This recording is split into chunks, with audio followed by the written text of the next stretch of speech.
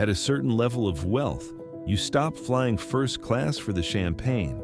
You stop flying it for the seat. You fly it because the alternative costs more than the ticket. This isn't about luxury. It's about how high performers think about time, risk, and control. And once you see it that way, first class looks completely different. The official story is simple.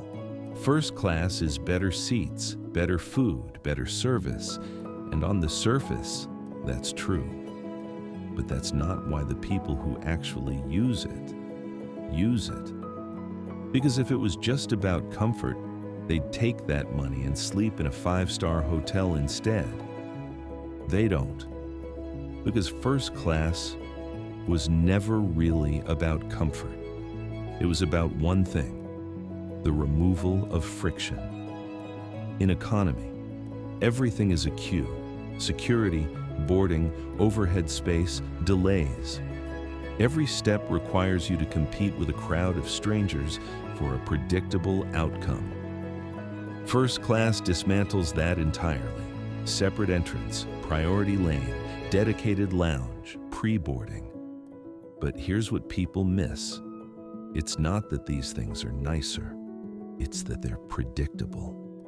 And at a certain level of operation, predictability is worth more than comfort, because the enemy of high performance isn't discomfort, it's uncertainty.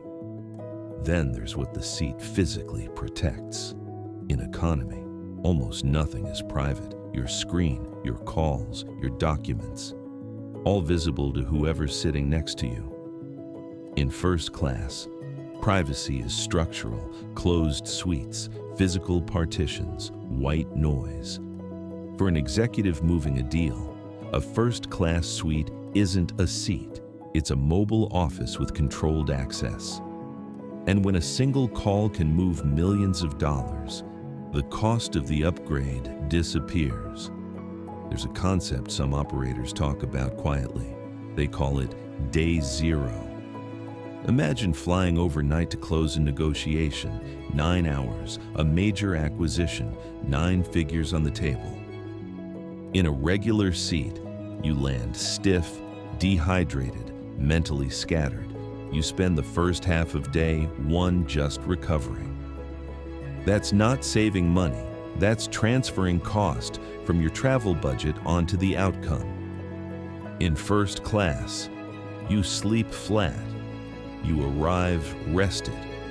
You operate from minute 1. Day zero means you don't lose a day on either end of the trip. And at the level where these decisions happen, a single day of lost clarity is an expensive thing.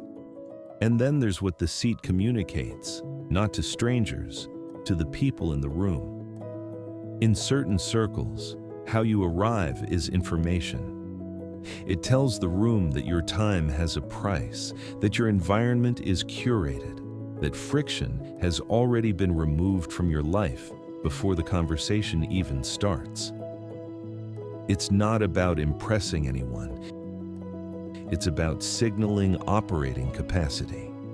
And in negotiations, in rooms where deals happen, that signal has weight. Most people will look at a first-class ticket and see an expensive seat. What they're actually looking at is an operational decision. Control over environment, control over privacy, control over performance. And here's what's interesting. First class is just where the separation becomes visible. The real infrastructure of status starts before you even reach the airport. Private terminals, dedicated drivers, assistants coordinating every movement before departure. Because at a certain level, wealth stops buying luxury and starts buying control. Control over time, control over environment, control over uncertainty. And that's what first class has always been, not a reward, not an indulgence, a tool. Because the people using it aren't paying for comfort, they're paying to remove friction from their lives. And once you understand that, First class stops looking expensive and starts looking efficient.